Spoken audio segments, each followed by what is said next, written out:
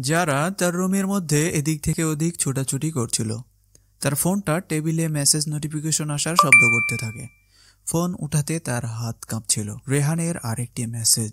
সে নিজেকে মেসেজের রিপ্লাই না দেওয়ার জন্য বোঝাচ্ছিল। সে জানতো এটা তার জন্য ভালো না, কিন্তু যারা তাকে ভালোবেসে ফেলেছে। তার চোখ থেকে অশ্রু গাল বেয়ে পড়ছিল। এতটা দিন সে সব ধরনের ছেলেদের কাছ থেকে দূরে থেকেছে, সতর্ক থেকেছে, নিজেকে পবিত্র রেখেছে। এখন তার সব শেষ। এই যোগাযোগটা শুরু হয়েছিল ছোট্ট একটা ইনোসেন্ট মেসেজ দিয়ে। হাই যারা। প্রেরক ছিল তার ক্লাসমেট রেহান। ক্লাসে এসে খুব কম কথা বলতো।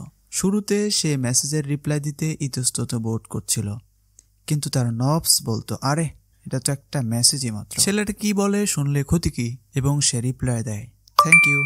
এই একটা উত্তর আরেকটি মেসেজে রূপান্তরিত হয়। পরবর্তীতে তাদের নিয়মিত ছোটখাটো মেসেজ আদান প্রদান হতে থাকে। যখন রেহান প্রশ্ন করে, আমরা কি বন্ধু হতে পারি, সে জানতো যে এটা আসলে ঠিক না, কিন্তু সে নিজেকে না করতে অক্ষম হয়ে পড়ে। এরপর গভীর রাত পর্যন্ত মেসেজিং করা তাদের জন্য রুটিন হয়ে যায়। একদিন রাতে রেহান একটি ফটো চায় জারার। সে আনইজি ফিল করে, বলে আমি দিতে পারবো না। কিন্তু রেহান ছবির জন্য জোরাজুরি করে, অতি শীঘ্রই তো তুমি আমার স্ত্রী হতে যাচ্ছ, তোমার মুখটা দেখালে ক্ষতি কি।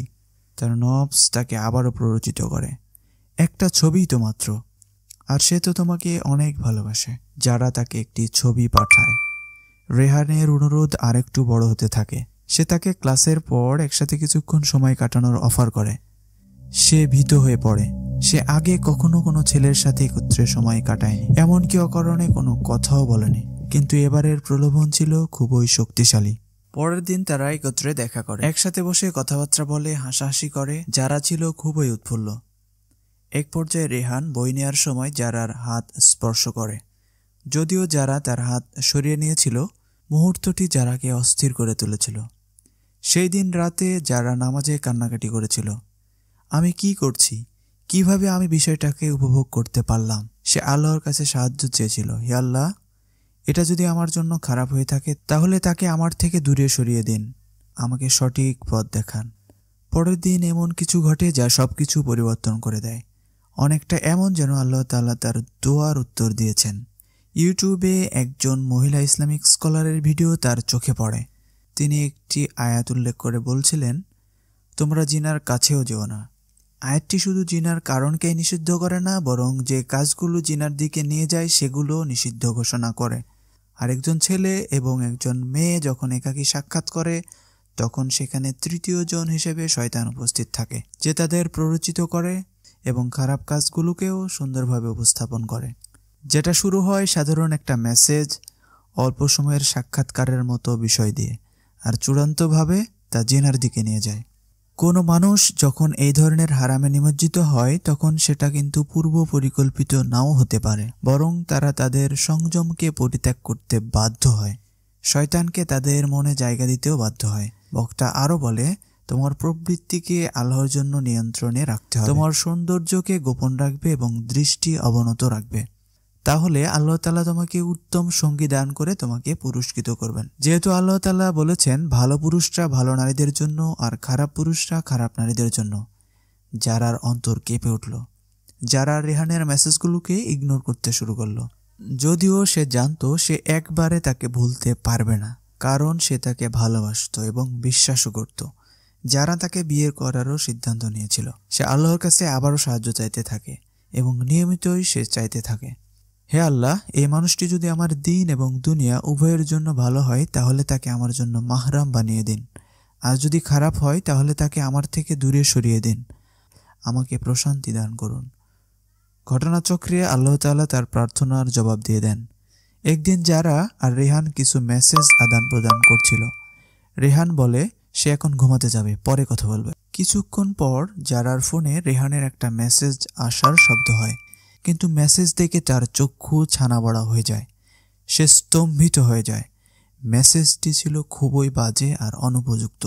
এ ধরনের কথা রেহান লিখতে পারে সে চিন্তাও করতে পারেনি এতদিন।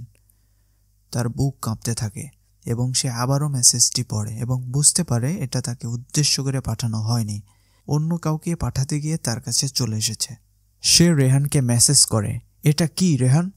রেহান আতঙ্কিত হয়ে তাকে তড়িঘড়ি করে কল দেয়। বলে, যারা তুমি যা চিন্তা করছো আসলে তা না।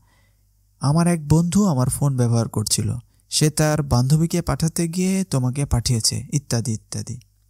কিন্তু যারা তার কথা বিশ্বাস করতে পারেনি এবং সে বুঝতে পারে যে রেহান আরও অনেক মেয়েদের সাথে কথা বলে।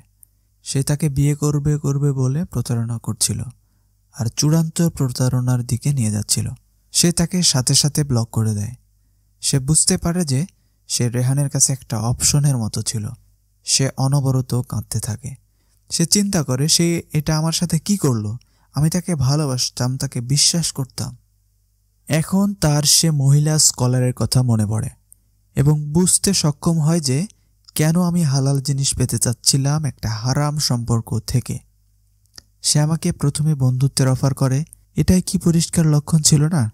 ইসলাম কখনোই একজন গায়রে মাহরাম নারী এবং পুরুষের ব্যক্তিগত সম্পর্কের অনুমতি দেয় না, যেটা আমি শুরুতেই লঙ্ঘন করেছিলাম। হঠাৎ করে তার শরীর কেঁপে ওঠে। কি হতো যদি আমি তাকে বিয়ে করতাম আর তারপর তার প্রতারণা ধরা পড়তো? সে মুহূর্তে সে অনুভব করে যে আল্লাহ তাআলা তাকে রক্ষা করেছেন, তার প্রার্থনায় তিনি সাড়া দিয়েছেন। তার হৃদয় আল্লাহর কৃতজ্ঞতায় নত হয়ে আসে। সে আল্লাহর কাছে তার হৃদয় আরও শক্তিশালী করার জন্য দোয়া করে, যাতে সে ভবিষ্যতে আর কোনো দিন যেন হারাম রিলেশনশিপে না জড়ায়। সেই দিন থেকে সে তার চরিত্র রক্ষার জন্য আল্লাহর ওপর নির্ভর করতে শুরু করে। প্রায় বছরখানেক পর একদিন জারার বান্ধবী আয়েশার ফোন আসে। বলে, আমার চাচাতো ভাই একজন ডাক্তার, সে তোমাকে আমার বিয়ের দিন দেখেছে। তোমাকে তার ভালো লেগেছে। আমরাও তোমাকে অনেক পছন্দ করি। তোমার বাবার নাম্বারটা দিলে ভালো হতো। সে তোমার বাবার কাছেই প্রস্তাবটি দিতে চায়। জারার হার্ট আল্লাহর কৃতজ্ঞতায় ফুলে ওঠে। জারার এই ঘটনাটি আমাদের সকল বন্ধের জন্য একটি রিমাইন্ডার স্বরূপ। ক্ষণস্থায়ী আকাঙ্ক্ষার চেয়ে আল্লাহর নীতিকে বেছে নিন। আল্লাহ তাআলা এমন কিছু দিবেন যা আপনার একটি ছোট্ট ত্যাগের চেয়ে বহুগুণ বৃদ্ধি করে আপনাকে পুরস্কৃত করবেন।